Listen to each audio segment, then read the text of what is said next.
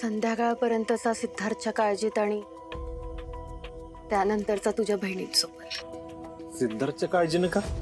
सूर्या, मला ना आता खूप जास्त भीती वाटायला लागली रे।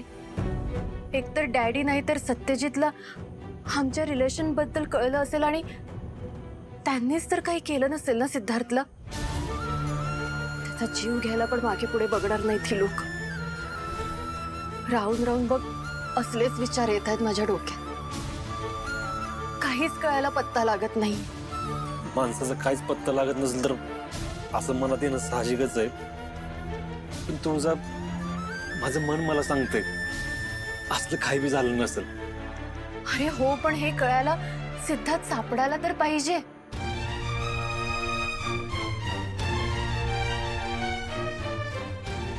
सूर्या, आपण एक काम करूयात का? आपण पोलीस कंप्लेंट करून बघूयात का सिद्धार्थ हरवलाय अशी? त्यापेक्षा आपण त्याच्या आई वडिलांना विचारूया ना। हे बघ, तू मला त्याचा पत्ता दे, मी बघून येतो।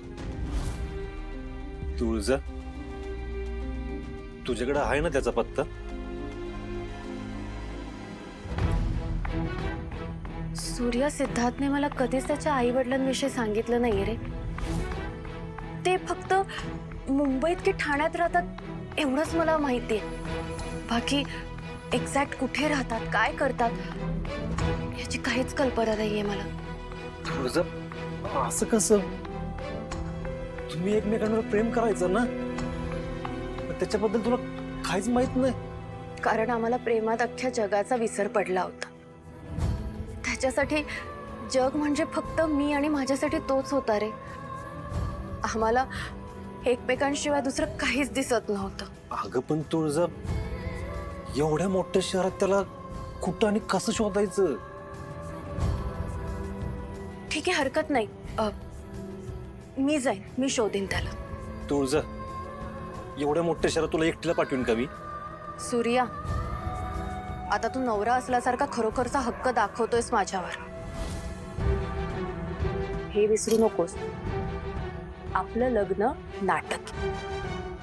तुळजा, मी काळजीनं बोलत होतो मी तुला। अगं एवढं सोपं नाही एकटीनं हुडकणं। हे बघ, मी आधी मुंबईला जातो, मी बघतो, आणि मला नाही जमलं तर मग तुला घेऊन जातो, मग तर झालं। माझ्यावर विश्वास ठेव, आणि या खोट्या लग्नाच्या नाटकात मी तुला जबरदस्ती नाही बांधून ठेवणार तुळस, नको काळजी करू।